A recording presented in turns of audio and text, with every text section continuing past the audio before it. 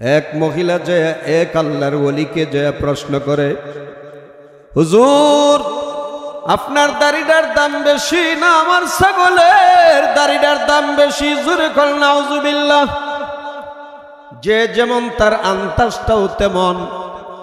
আল্লাহর ওলি রাগ করলেন না, গোসা করলেন না। আমরারে যদি কেউ আয়া জিগাইতো, হুজুর আপনার দাড়িটার দাম বেশি না আমার ছাগলের দাড়িটার দাম বেশি, সাথে সাথে জুতাগুলি কইলা পিডানি শুরু করিয়া দিব। কথা ঠিক না বেটি? আমার দাড়িটা তোর ছাগলের দাড়ির সাথে তুলনা কেন দিলি? আল্লাহর ওলি রাগ করলেন না, গুসা করলেন না, ঠান্ডা মাথায় বলে দিলেন, মা তোমার প্রশ্নের জবাব আজকে দেওয়া যাবে না। একটা তারিখ দিয়া দিলেন, ডেট দিয়া দিলেন। তারিখ ডেট আসার আগে আল্লাহর ওলি আবার দুনিয়ার থেকে বিদায় হয়ে যাবে। মুরিদদেরকে ডাক দে বললেন, ও আমার মুরিদেরা, আমি যখন দুনিয়ার থেকে বিদায় হয়ে যাব, আমার লাশটা যখন কবরে নিয়ে যাবা, ওই বুড়ি মহিলার বাড়ির কিনার দিয়ে নিয়ে যাইও। লাশ নিয়ে যখন রওনা হয়ে যায়, মহিলায় জিজ্ঞাসা করে, এই লাশ কার নিয়ে যাচ্ছ? এই লাশ কার? লোকেরা কয়, বড় আল্লাহর ওলির লাশ। মহিলা কয়, কিসের বড় আল্লাহর ওলি? হ্যাঁ, কোন দিন মরবে এটাই জানে না। আমি প্রশ্ন করেছিলাম, আমার প্রশ্নের উত্তর না দিয়া মারা গেছে। তাহলে বড় ওলি কেমনে হলো? ও বক্সিগঞ্জের মুসলমান, কাফনের কাপড়ের ভিতর থেকে আওয়াজ আসা শুরু হয়ে গেছে, আল্লাহু আকবার। ডাক দেখয়, মহিলা রে, সমালোচনা করিস না, মন্তব্য করিস না। তোর ছাগলের দাড়ির চাইতে আমি ওলির দাড়ির দাম আল্লাহর কাছে কোটি কোটি গুণ বেশি। মহিলা কয়, এই কথার জবাব তো দুনিয়ায় থাকতেই দিয়া যেতে পারতেন, কাফনের কাপড়ের ভিতরে কেন দিলেন তা তো বুঝি না। আল্লাহর ওলি বললেন, মা আমার তো জানা নাই আমি কি ঈমান নিয়ে মরতে পারবো কিনা। যদি ঈমান খারাপ হইয়া যাইতাম, আমার দাড়ির চাইতে তোমার ছাগলের দাড়িটার দামই বেশি ছিল। এবার যেহেতু আমি ঈমান নিয়ে মরতে পেরেছি, এবার আমি বুঝতে পেরেছি আমার দাড়িটার দাম আল্লাহর কাছে কোটি কোটি গুণ বেশি। হাও হাও দিল কি পুষা মান আনাম, সদ হাজার আন্দর হাজার ইয়াশকনা। গাড়ির মালিক, বাড়ির মালিক, মেল ফ্যাক্টরির মালিক, ইন্ডাস্ট্রিজের মালিক, দুনিয়াদার, 100,000 মানুষের যে দাম, দুনিয়াদার 100,000 মানুষের চাইতেও ওই মানুষটার দাম আল্লাহর কাছে আরো বেশি। আমানু আসাদ্দু হুব্বাল লিল্লাহ।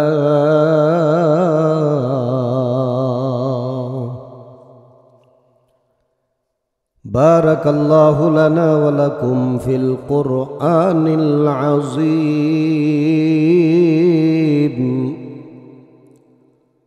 ওয়া নাফা'না ওয়া ইয়্যাকুম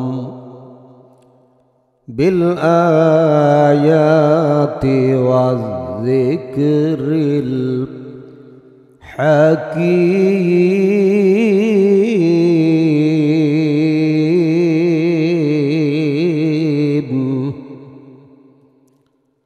সকলেই মহব্বতের সাথে দুরুদে ইব্রাহিম পড়ুন আমার সঙ্গে। আল্লাহুম্মা সাল্লি আলা মুহাম্মাদিন ওয়া আলা আলি মুহাম্মাদ কামা সাল্লাইতা আলা ইব্রাহিম ওয়া আলা আলি ইব্রাহিম إنك حميد مجيد اللهم بارك على محمد وعلى آل محمد كما باركت على إبراهيم وعلى آل إبراهيم إنك حميد مجيد بلغ العلا بكماله كشف الدجى بجباله حسنت جميع خصاله صلوا عليه وآله আলহামদুলিল্লাহ। উপস্থিত আলহেরা নুরানি ক্যাডেট মাদ্রাসার উদ্যোগে আজকের এই তাফসীরুল কোরআন মাহফিলে হযরত উলামায়ে কেরাম, মুরব্বিয়ানে ইজম, আমার যুবক বাবারা, পর্দার আড়ালের অবলা সরলা ধর্মীয় প্রাণপ্রিয় অপেক্ষমান মা ও বোনেরা, মহান প্রভুর দরবারে প্রাণ ভরে শুকর আদায় করি, যিনি দুনিয়ার অসংখ্য মানুষ থেকে যাচাই করে বাছাই করে মুষ্টিময় কিছু আল্লাহর বান্দা বান্দিকে আজ এই পবিত্র মাহফিলে অংশগ্রহণ করার তৌফিক দান করেছেন। এজন্য সেই মহান প্রভুর দরবারে প্রাণ ভরে প্রাণ খুলে চিৎকার মেরে জোরে সুরে বলি আলহামদুলিল্লাহ। আর একটু আওয়াজ দিয়ে বলি আলহামদুলিল্লাহ। আমার খুবই ধারণা হইতেছে আজকের এই মাহফিল হওয়ার কারণে আপনাদের এই এলাকার সকলেই মনে হয় খুশি না, নাকি? খুশির তো কোনো নমুনাই বুঝতেছি না। সবাই যদি খুশি হইতো আর সবাই যদি আইতো, আপনাদের এই এলাকায় কি মানুষ এইলি না আরো কিছু আছে? যারাই খুশি তারাই আইসি, যারা খুশি না তারা আইতেন ফারসন না, আইতেন ফারতাই না, তারা পুরা কফাইল্যা। কি কফাইল্যা? কারণ পুরা কফাইল্যা বলা ছাড়া তো আর বাসা খুঁজে পাইতেছি না। কারণ হলো, আমি যদি ঢাকার থেকে আসতে পারি, আপনারা গ্রামের মানুষ, এলাকার মানুষ, আশেপাশের মানুষ যে আইতেন ফারসন না, আপনাদেরকে পুরা কফাইল্যা বলা ছাড়া আর কোনো বাসা।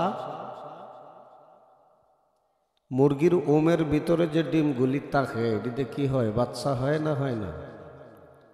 বড় হইলে বেচলে পয়সা হইলে কাজে লাগে না লাগে না? আর যেটি ওমের বাইরে ঘুরে থাকে এটি কি হয়? আপনাদের জামালপুরের ভাষায় কি কয়? কাঞ্জা নাকি? তবে আমাদের নেত্রকোনার সাথে মিল আছে, দেখা যায়। কাঞ্জা ডিম কোনো কাজে লাগে, বরং বাংলে আরো দুর্গন্ধ বের হয়। কথা ঠিক না? যারা এখনো স্প্যান্ডেলের বাইরে, হেরা সবাই কাঞ্জা ডিমের মতো। যদি কাঞ্জা হইয়া থাকবার সেতে তাও কামরার কোনো আপত্তি। তবে আমরার পক্ষ থেকে আবারও তারারে দাওয়াত দেই। আমরা জান্নাতের বাগানের ভিতরে বসে আছি, তারাও আইসা আমাদের সাথে জান্নাতের বাগানের ভিতরে বসে যাক। কথা ঠিক না বেটি? গতকালকেও কি এখানে মাহফিল হয়েছিল তো নাকি? হ্যাঁ, গতকালকে এখানে হয়েছিল, আগামীকালকেও হবে তো নাকি? হ্যাঁ, তো এই বছর যারা এখানে বয়ান শুনতেছেন, আগামী বছর কি এইভাবে বসতে পারবেন এমন গ্যারান্টি আছে তো? তো যারা আইছে না তারা বোধ গ্যারান্টি ফাইল হইছে নাকি? হ্যাঁ, আসলে তারারও গ্যারান্টি নাই, আমাদেরও কোনো গ্যারান্টি। সূরা জুমরের মধ্যে আল্লাহ বলছেন, তোমরা যখন ঘুমাও তোমাদের রুহটা আমি আল্লাহর কাছে চলে আসে। জোরে কোন সুবহানাল্লাহ। আমি যারটাই ফেরত দেই তারটাই ফেরত যায়, যারটা ফেরত দেই না তারটা আর ফেরত যায়। গত কয় বছর আগে একই সাথে দুই হুজুর বয়ান করে একই বিছানায় ঘুমাইলাম। শেষ রাত্রে আমি সজাগ হয়েছি, উনি আর সজাগ হন নাই, ঘুমের মধ্যেই বিদায় হয়ে গেছেন। বাবা কার কোন সময় কোন মুহূর্তে বিদায় হওয়া লাগে জানা কিন্তু নাই। এই জন্য আমি আমার বয়ানে প্রায় সময় বলে থাকি, ম্যাট্রিক পরীক্ষা দিলে যদি কেউ ফেল করে, দ্বিতীয়বারও কিন্তু পরীক্ষা দেওয়ার সুযোগ আছে। আছে, কত বুঝছেন? দ্বিতীয়বারও যদি পরীক্ষায় ফেল করে, তৃতীয়বারও সুযোগ আছে। কিন্তু মৌতের পরীক্ষায়, কবরের পরীক্ষায়, হাসরের পরীক্ষায় যদি কেউ ফেল করি, আর জীবনে কোনো দিন এই পরীক্ষাগুলি দেওয়ার মতো সুযোগ পাওয়া যাবে? আপনাদের থানা কোথায়? বক্সিগঞ্জ।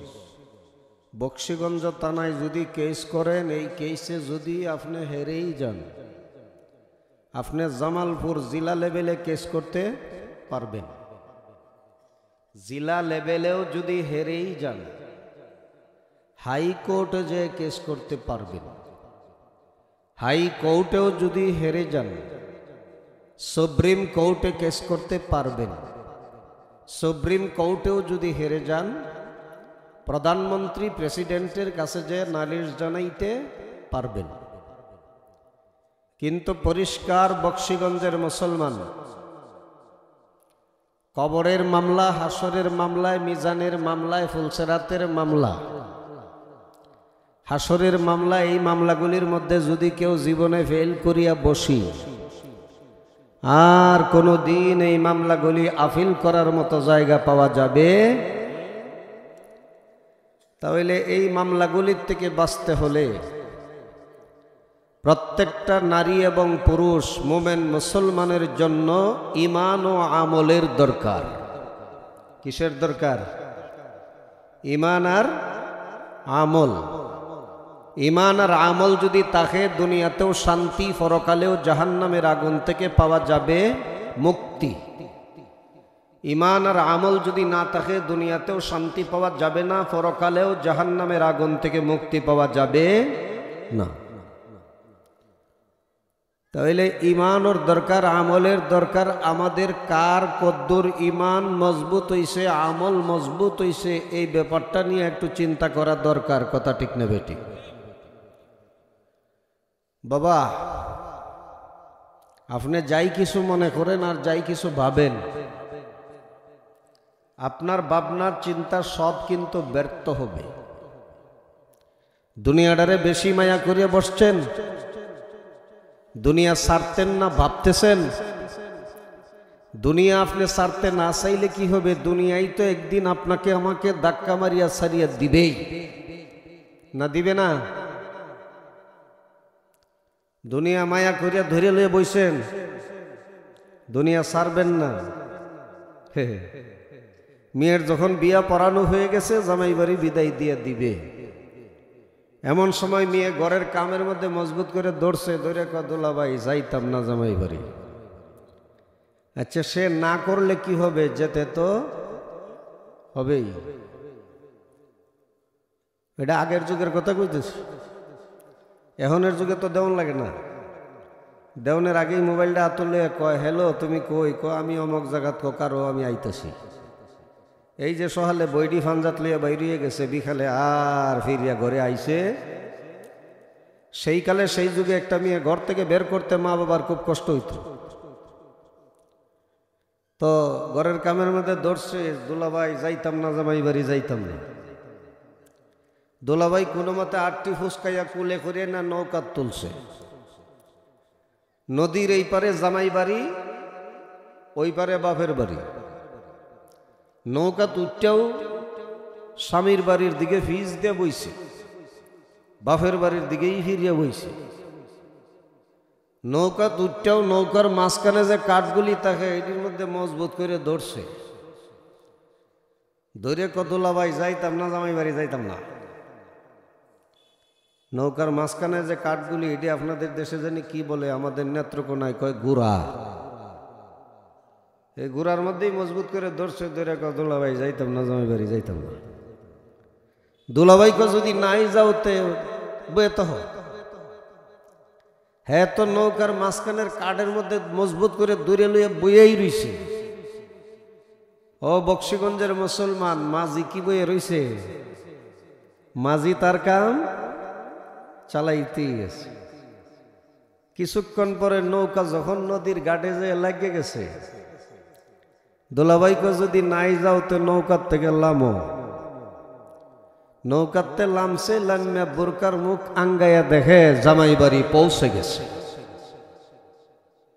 তা আপনার আমার হায়াতের নৌকাটাও কিন্তু বাবা ওয়াজও গেলেও যাইতেছে, তবলিগও গেলেও যাইতেছে, গানও গেলেও যাইতেছে, টিভিত গেলেও যাইতেছে, সিডিত গেলেও যাইতেছে, চাষ্টলবে আড্ডা দিলেও হায়াতের নৌকা কিন্তু বাবা চলছেই, চলবেই। হায়াতের নৌকা অফ নাই। আজ মরনা কাল মরনা, মরনা তো একদিন হ্যাঁ। আজ জানা কাল জানা, জানা তো একদিন হ্যাঁ। আজ মরি আর কাল মরি, মরতেই হবে। মৌত কাসিন কুল্লু নাফসিন সারেবু, কবর বাইতিন কুল্লু নাসিন দাখিলু। কবরে যেতেই হবে, কবরে না যায় উপায়। ও মুসলমান, না জানি কোন দিন কোন সময় কোন মুহূর্তে হায়াতের নৌকা যে মৌতের গাঠে যে লেগে যায়। মসজিদের মাইকে মাইকে এলান শুরু হয়ে যায়, আব্বাস আলী ইদ্রিস আলী ইন্তেকাল করিয়াছেন। ইন্না লিল্লাহি ওয়া ইন্না ইলাইহি রাজিউন। আল্লাহু আকবার। এই এলান, এই ঘোষণা প্রত্যেকের জন্যই নির্ধারিত, আছে না নাই? এই এলানের আগে ঈমান আর আমল মজবুত করতে হবে। এ বাবা, কার কদ্দুর ঈমান আছে, আমল আছে, একটু চিন্তা করার দরকার। লক্ষ্য করিয়া দেখেন, এক মহিলা যে এক আল্লাহর ওলিকে যে প্রশ্ন করে, হুজুর আপনার দাড়িটার দাম বেশি না আমার ছাগলের দাড়িটার দাম বেশি? জোরে কল নাউজুবিল্লাহ। যে যেমন তার আন্তাজটাও তেমন। আল্লাহর ওলি রাগ করলেন না, গোসা করলেন না। আমরা যদি কেউ আয়া জিগাইতো, হুজুর আপনার দাড়িটার দাম বেশি না আমার ছাগলের দাড়িটার দাম বেশি, সাথে সাথে জুতাগুলি কইলা পিডানি শুরু করিয়া দিব। কথা ঠিক না বেটি? আমার দাড়িটা তোর ছাগলের দাড়ির সাথে তুলনা কেন দিলি? আল্লাহর ওলি রাগ করলেন না, গুসা করলেন না, ঠান্ডা মাথায় বলে দিলেন, মা তোমার প্রশ্নের জবাব আজকে দেওয়া যাবে না। একটা তারিখ দিয়া দিলেন, ডেট দিয়া দিলেন। তারিখ ডেট আসার আগে আল্লাহর ওলি আবার দুনিয়ার থেকে বিদায় হয়ে যাবে। মুরিদদেরকে ডাক দে বললেন, ও আমার মুরিদেরা, আমি যখন দুনিয়ার থেকে বিদায় হয়ে যাব, আমার লাশটা যখন কবরে নিয়ে যাবা, ওই বুড়ি মহিলার বাড়ির কিনার দিয়ে নিয়ে যাইও। লাশ নিয়ে যখন রওনা হয়ে যায়, মহিলায় জিজ্ঞাসা করে, এই লাশ কার নিয়ে যাচ্ছ? এই লাশ কার? লোকেরা কয়, বড় আল্লাহর ওলির লাশ। মহিলা কয়, কিসের বড় আল্লাহর ওলি? হ্যাঁ, কোন দিন মরবে এটাই জানে না। আমি প্রশ্ন করেছিলাম, আমার প্রশ্নের উত্তর না দিয়া মারা গেছে। তাহলে বড় ওলি কেমনে হলো? ও বক্সিগঞ্জের মুসলমান, কাফনের কাপড়ের ভিতর থেকে আওয়াজ আসা শুরু হয়ে গেছে। আল্লাহু আকবার। ডাক ডাকয়, মহিলা রে, সমালোচনা করিস না, মন্তব্য করিস না। তোর ছাগলের দাড়ির চাইতে আমি ওলির দাড়ির দাম আল্লাহর কাছে কোটি কোটি গুণ বেশি। মহিলা কয় এই কথার জবাব তো দুনিয়ায় থাকতেই দিয়া যেতে পারতেন, কাফনের ভিতরে কেন দিলেন তা তো বুঝি না। আল্লাহর ওলি বললেন, মা আমার তো জানা নাই আমি কি ঈমান নিয়ে মরতে পারবো কিনা। যদি ঈমান খারাপ হইয়া যাইতাম, আমার দাড়ির চাইতে তোমার ছাগলের দাড়িটার দামই বেশি ছিল। এবার যেহেতু আমি ঈমান নিয়ে মরতে পেরেছি, এবার আমি বুঝতে পেরেছি আমার দাড়িটার দাম আল্লাহর কাছে কোটি কোটি গুণ বেশি। হাওয়া হাওয়া দিল কি পুষা মান আনাম, ৭০০০ আন্দর হাজারা ইয়াশকনা। গাড়ির মালিক, বাড়ির মালিক, মেল ফ্যাক্টরির মালিক, ইন্ডাস্ট্রিজের মালিক, দুনিয়াদার, ১০০,০০০ মানুষের যে দাম, দুনিয়াদার ১০০,০০০ মানুষের চাইতেও ওই মানুষটার দাম আল্লাহর কাছে আরো বেশি। আমার নবীকে প্রশ্ন করলো, নবীজি নীল আকাশের নিচে জমিনের উপরে সবচাইতে দামি ঘর হলো কানে কাবা ঘর, ওই কানে কাবা ঘরের দাম বেশি না আপনি নবীজির উম্মতের দাম বেশি? আল্লাহর নবী, বিশ্ব নবী রাহমাতুল লিল আলামিন বলেন, ও দুনিয়ার মানুষ, ও আমার সাহাবীরা রে, ওই কানে কাবা ঘরের যতই দাম, যতই সম্মান, যতই ইজ্জত হোক না কেন, ওই কানে কাবা ঘরের চাইতেও আমি বিশ্ব নবী রাহমাতুল লিল আলামিনের কাটি একটা ঈমানদার উম্মতের দাম আল্লাহর কাছে আরো বেশি। আবার প্রশ্ন করে, হুজুর আপনার উম্মতের দাম কত? আল্লাহর নবী বলেন, আমার আগে ১ লক্ষ বা মতান্তরে ২,২৬,৯৯৯ জন নবী দুনিয়াত আগমন করেছেন।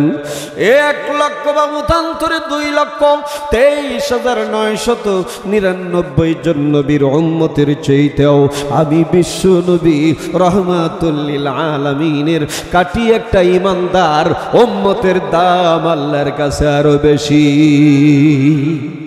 কোন উম্মত যে উম্মতের ভিতরে ঈমান আছে, আমার নবীর আদর্শ আছে, কথা ঠিক না বেঠিক? এই জগতের মানুষ লক্ষ্য করিয়ে দেখুন, একটু ঘটনা আগের থেকেই শুরু করি। আকাশের নিচে জমিনের উপরে আমার নবী বলছেন, আমার খাদিজার চাইতে আর ভালো মহিলা নাই। সুবহানাল্লাহ! নবীজি কি বলছেন? আকাশের নিচে জমিনের উপরে আমার খাদিজার চাইতে ভালো মহিলা আর নাই। সুবহানাল্লাহ! লক্ষ লক্ষ কোটি কোটি মহিলা দুনিয়াতে আছে না নাই? আছে। নবীজি বলছেন আমার খাদিজার চাইতে ভালো মহিলা আর নাই। তাহলে এত বড় কথাটা নবীজি কিভাবে বললেন, কেন বললেন? নবীজি বলেন নাই, আল্লাহ তাআলা বলাইছেন। সুবহানাল্লাহ! কে বলাইছেন? বলানির কারণ হলো দুইটা। কয়টা কারণ? আর একটু জোরে কোন, কয়টা কারণ? কষ্ট হইতেছে?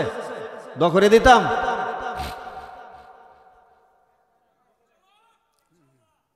আমার ডাইনে বামে সামনে পিছনে যেন কোনো আওয়াজ না হয়, দয়া করে আওয়াজ বন্ধ রাখবেন।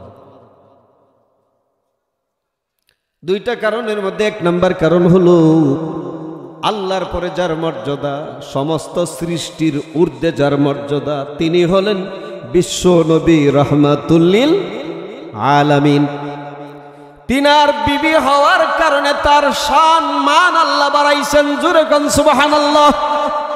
২ নম্বর কারণ হলো, লক্ষ লক্ষ কোটি কোটি টাকা সম্পদের মালিক ছিলেন। সমস্ত ধন সম্পদ দ্বীনের জন্য, ইসলামের জন্য বিশ্ব নবী রাহমাতুল লিল আলামিনের কদম মুবারকের সামনে তিনি কোরবানি করে দিয়েছিলেন। জোরে কোন সুবহানাল্লাহ! এই ২ কারণে তার এত বেশি মর্যাদা। কত বেশি মর্যাদা!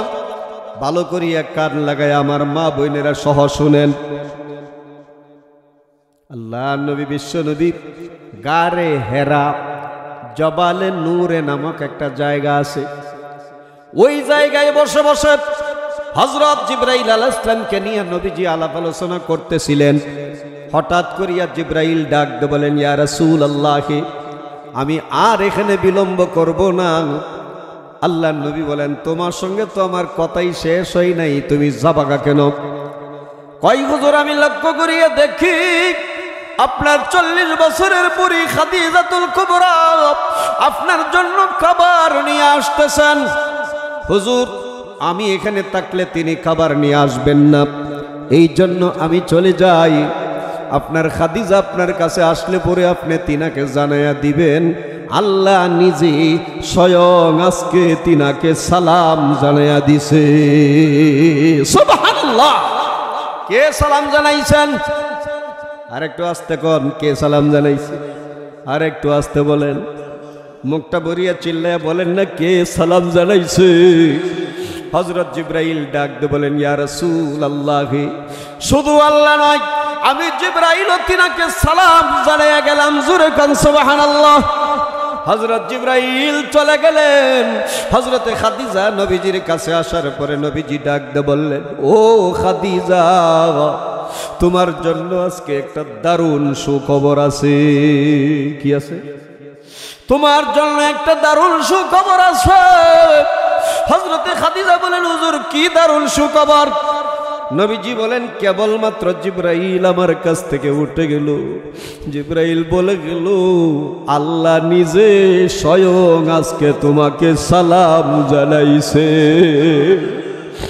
হযরতে খাদিজার সঙ্গে সঙ্গে চোখের পানিগুলি ছেড়ে দিলেন আর কাঁদতে লাগলেন। নবীজি বলেন, কিরে খাদিজা, কান্দো কেন? কি দুঃখ তোমার মনে? কান্দার তো কথা না, তোমার জন্য সুসংবাদ।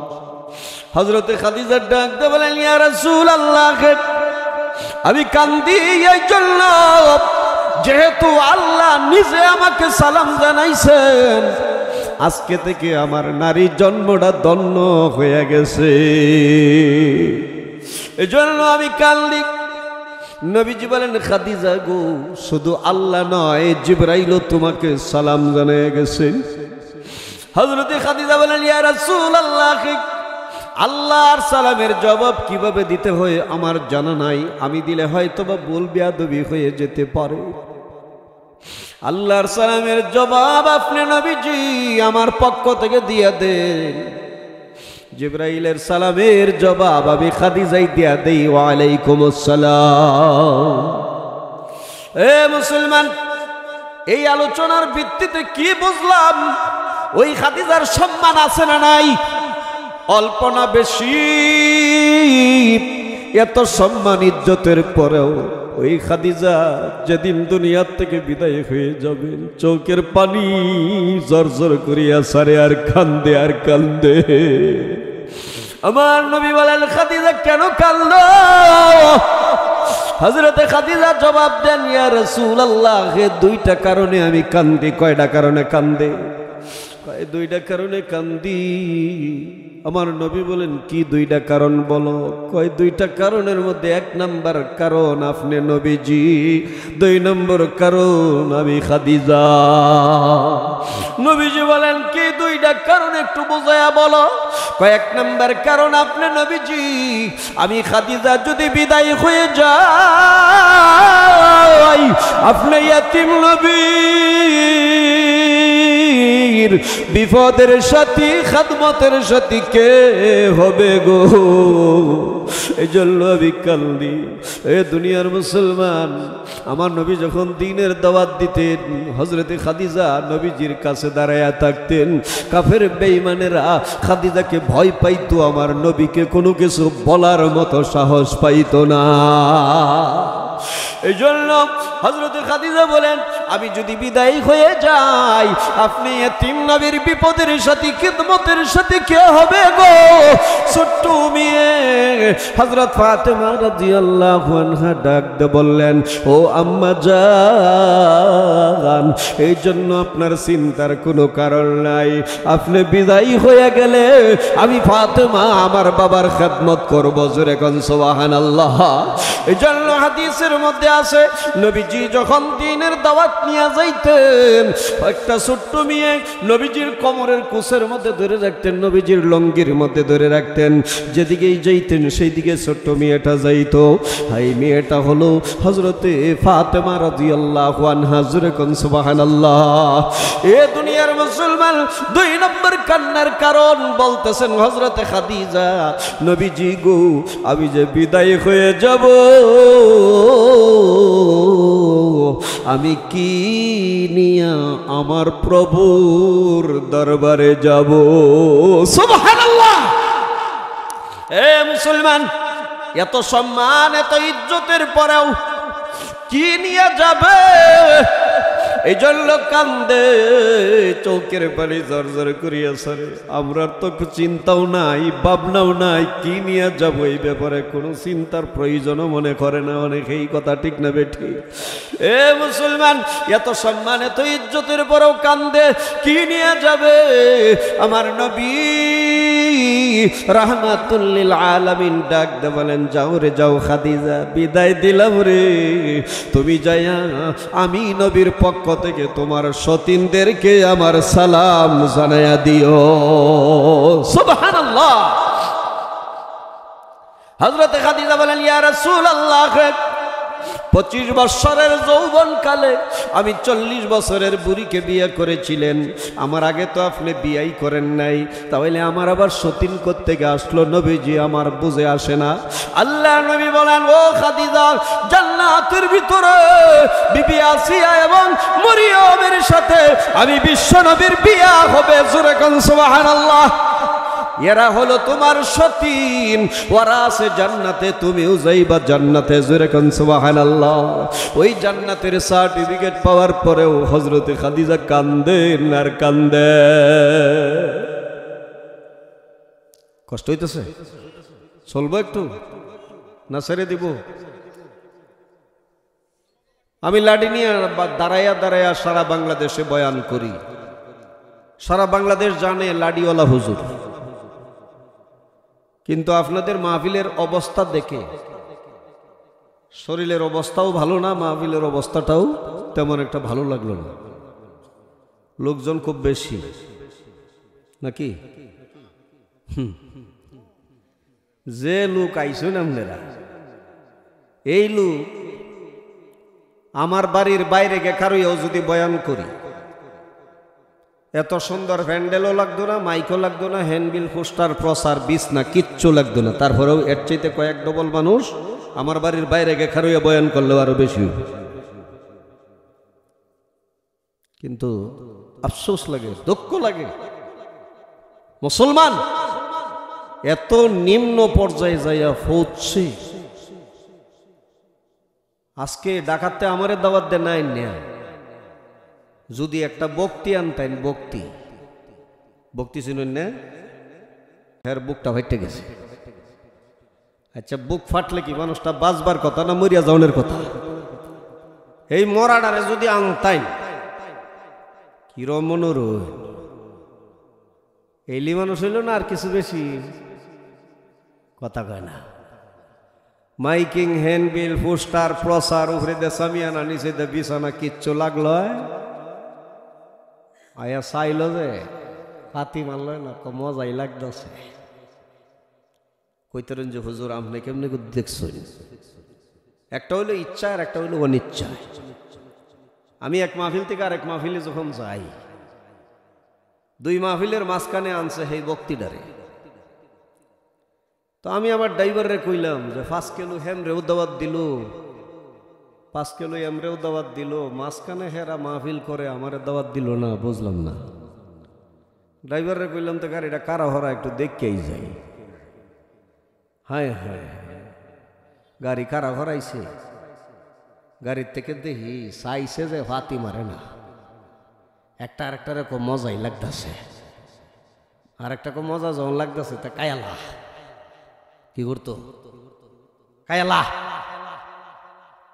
আমি ফিসা থেকে কইছি খালি কাইতে হে ধরে গিল্লালা।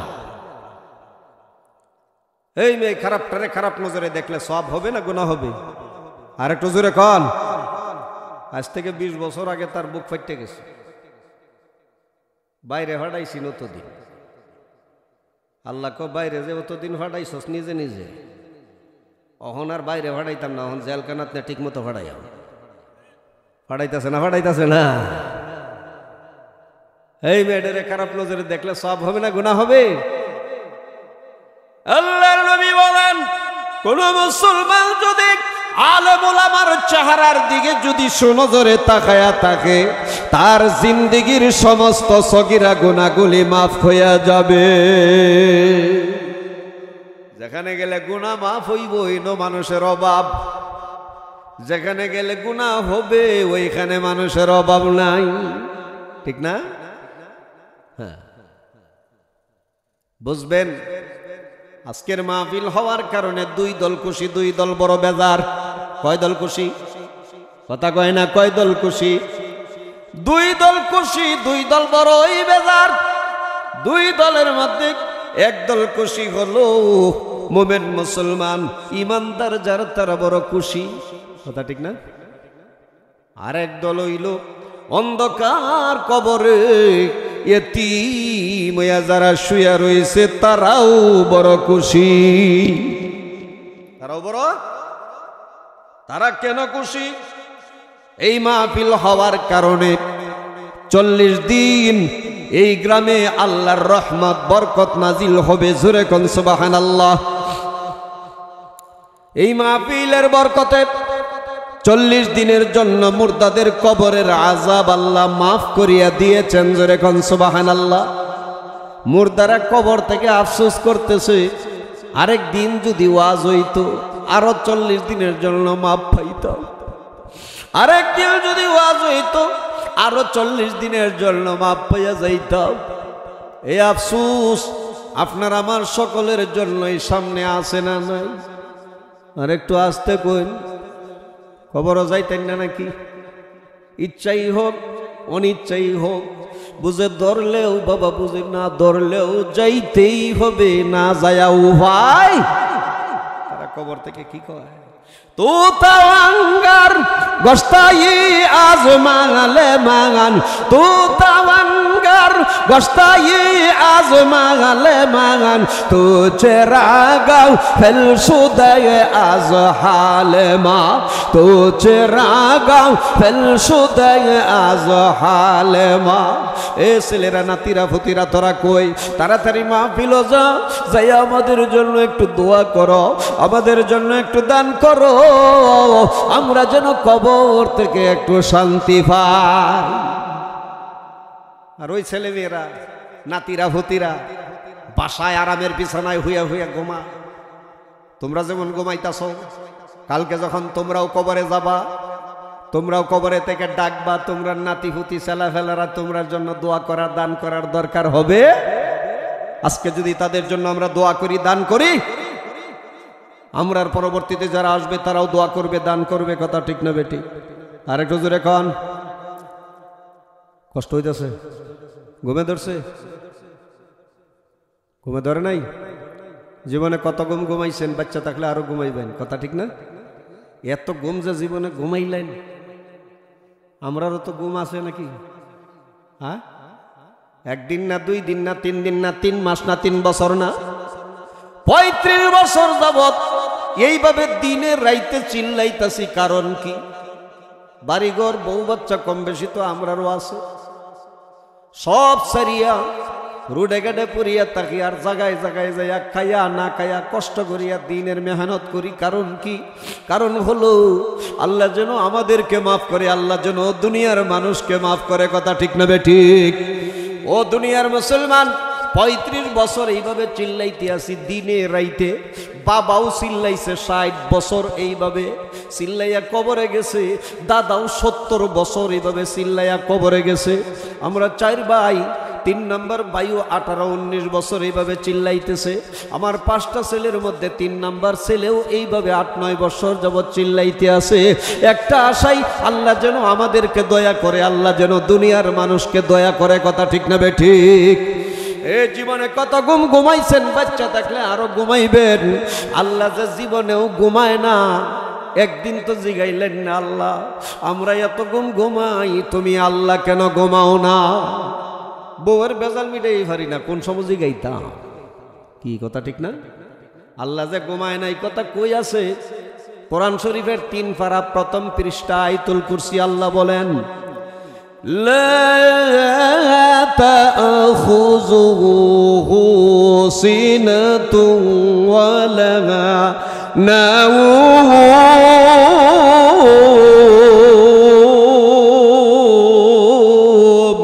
আল্লাহু আকবার। আল্লাহ জীবনেও ঘুমান। ঘুমের যে একটা বাপ, এইটাও ঘুমের বাপ আছে না একটা? না ঘুমাইলেও ঘুমের তো একটা বাবু হয় অনেক সময়। রাত 12টা 1টা বাজলে সবার মধ্যেই দেখবেন একজন আরেকজনের ফিডো উঙ্গাই আগে ডোস মারে। এইটা একবারে সঙ্গে ওঠে, কিসে আমার দোষ? কার দোষ? ঘুমের দোষ। এরকম ঘটনা ঘটে না? ঘটে না? বাসের মধ্যেও দেখবেন নাইট কোচ বাসে কিছু মানুষ সিটে হেলাইন্দা ঘুমাইতেছে, আর কিছু মানুষ বয়ে বয়ে, ঠিক না? আরেকবার বাস যখন হার্ট ব্রেক করে আলছে, যেটা বই অঙ্গাইতেছি, এটা সামনের সিটকে টুস মারছে। ও ড্রাইভার, গাড়ি দেখে চালাইতে না, ড্রাইভারের দোষ। সবাই সিটে এলাইন্দা ঘুমাইছেন, হ্যাঁ এলাইন্দা ঘুমাইতো, বই অঙ্গাইছেন করে।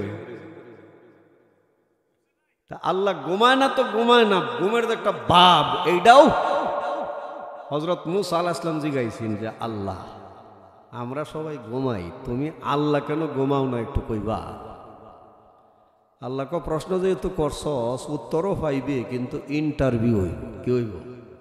আর একটু জোরে কল। অনেক আগের যুগের ময় মুরব্বী মুসলমান যারা আছে বুড়া, তারা অনেক সময় কয় কি মুসা নবী টেডা নবী, জোরে কর নাউজুবিল্লাহ। সাবধান, সমস্ত নবীরা নিষ্পাপ নিষ্কলঙ্ক। আপনার মতো আমার মতো সাধারণ মানুষের মুখ দিয়ে একজন নবীকে টেডা নবী বলবেন, গুনাহ হবে, তওবা করতে হবে, মাপ চাইতে হবে আল্লাহর কাছে। যার সাথে যার ভালোবাসা বেশি তার লগে তো একটু কথা বেশি হয়। কি কথা ঠিক না? যুবকরা বেশি বুঝে এটা, এই জিনিসটা বর্তমান বাংলাদেশের যুবকরা খুব বেশি বুঝে। যার সাথে যার ভালোবাসা বেশি তার লগে কথাটাও, মোবাইলে কথা কইতেছে কইতেছে কইতেছে কইতেছে, হঠাৎ করে ব্যালেন্স শেষ, হ্যাঁ দেখবেন একবারে পাগলা হয়েছে, দৌড়ের উঠে কইগা তাড়াতাড়ি টাকা ভরবো আর ভালোবাসার লোকটার লগে কথা কইব। কি কথা ঠিক না? আল্লাহ জিগায়, ওয়ামা তিলকা বিয়ামিনিকা ইয়া মূসা,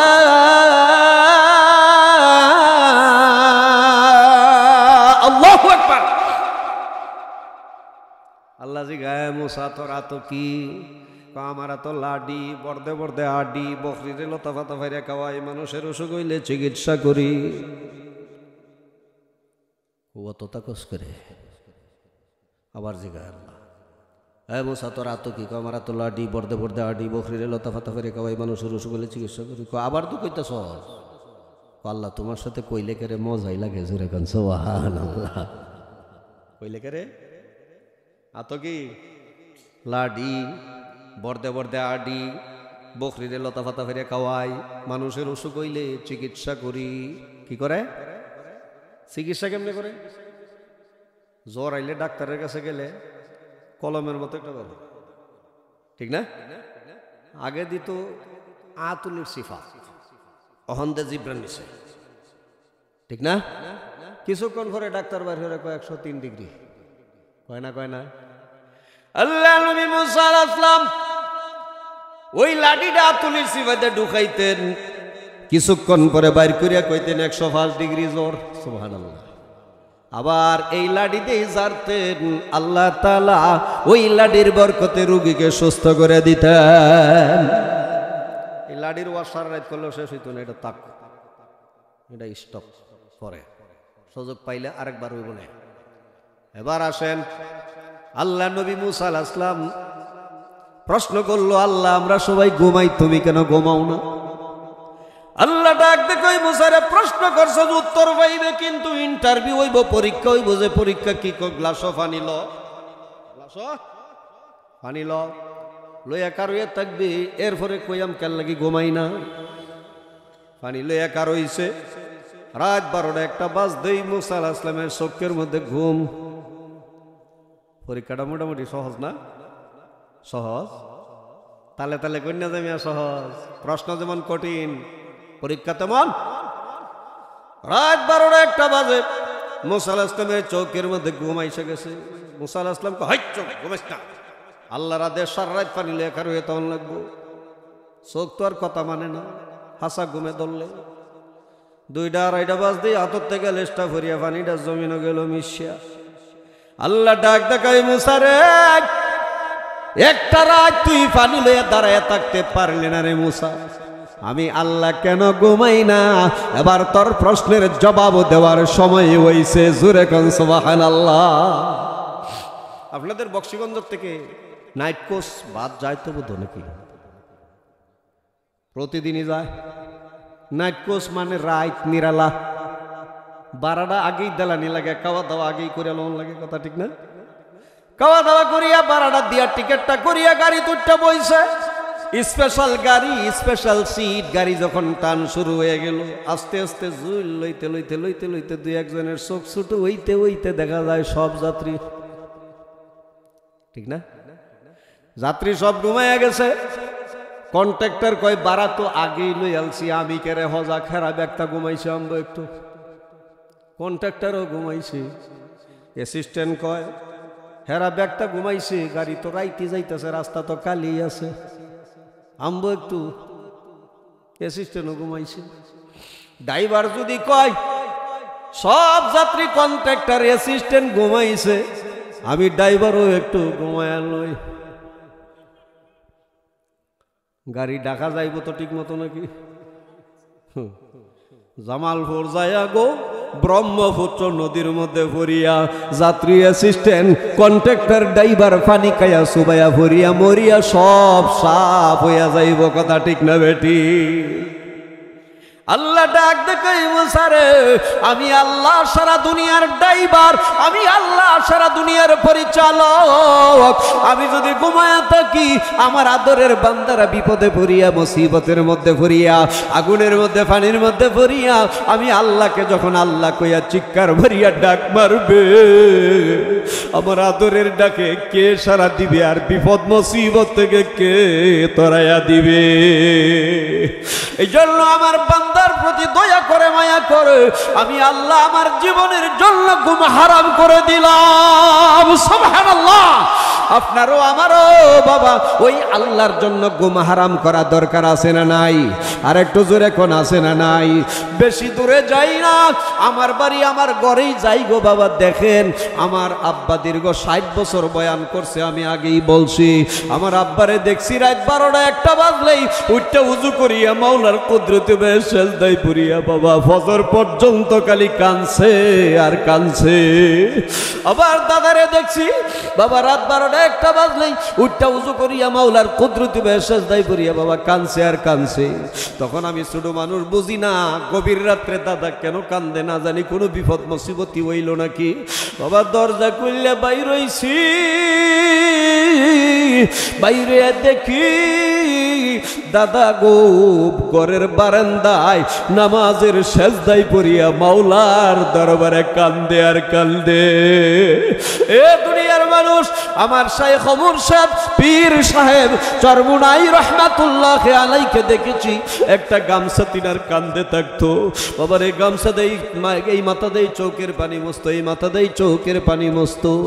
যদি জিজ্ঞাসা করা হইতো হুজুর এত বেশি কেন কান্দেন, হুজুর জবাব দিতেন, বাবারে লক্ষ লক্ষ মানুষ আবার মুরিদ হয়ে গেছে, না জানি আমি ওরারে জাহান্নামে পাঠাইতেছি না, আমি নিজেই জাহান্নামে যাইতে যাইতাছি, এই দুইটা ভয়ের কারণে আমি আমার চোখের পানি রাখতে পারি না।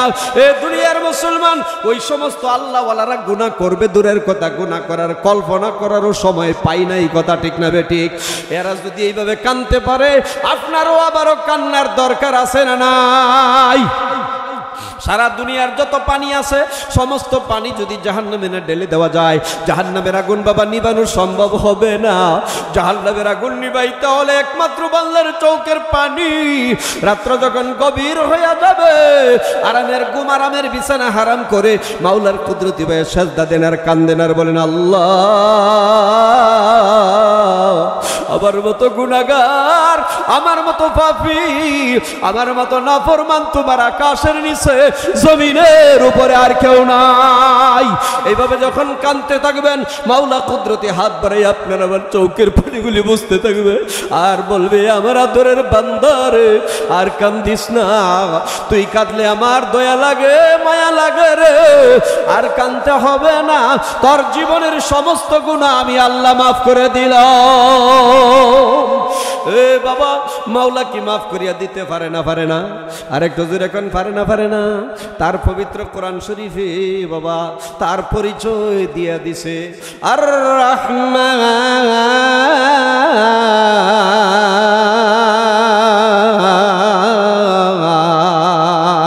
আল্লাহু আকবার। তিনি অতি দয়ালু, দয়ার ভান্ডার, দয়ার সাগর।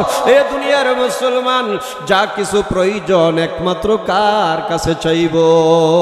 সেই দয়াময় মাওলার কাছে চাইলে মাওলা দেওয়ার জন্য তৈয়ার, কথা ঠিক না বেটি? মাওলা দিতে পারে না? পারে না? আরেকটু জোরে কোন, हर वक्त देने के लिए तैयार है, हर वक्त देने के लिए तैयार है, सुना मांगे उससे तो बेजार है। দুনিয়ার মানুষের কাছে একবার চাইলে যদি না করে, দ্বিতীয়বার চাইলে বেজার হয়, তৃতীয়বার চাইলে মাইর খাওয়া লাগে, কথা ঠিক না বে ঠিক? কিন্তু মাওলার কাছে যে যত বেশি চাইবে মাওলা দেওয়ার জন্য তৈয়ার, মাওলার কাছে যে যত না চাইবে তত মাওলা বেজার। এমন মাওলা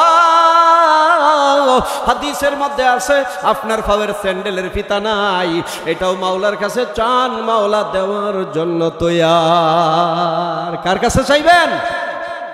খাজা বাবার কাছে, মাজারের কাছে, কবরের কাছে? একমাত্র চাওয়ার মালিক আর দেওয়ার মালিক। আর একটু আস্তে কন, মুখটা ভরিয়ে চিল্লায় বলেন না, কার কাছে? এ দুনিয়ার মুসলমান, মুসলমান চাইলে তো দিবেই, এটা আল্লাহর ওয়াদা। হিন্দু বেড়া চাইছে, হিন্দু বেড়ার দরখাস্ত আল্লাহ মঞ্জুর করিয়া নিছে, সুবহানাল্লাহ। হিন্দু বেড়া চাইছে, হে বেড়ার দরখাস্ত কইতাম কইতাম। হিন্দু বেড়া, মেয়ে অসুস্থ, মেয়ে কি অসুস্থ, ডাক্তার কবিরাজ জব দিছে, মেয়েটা ভালো হবে না, মেয়েটা ভালো হবে না।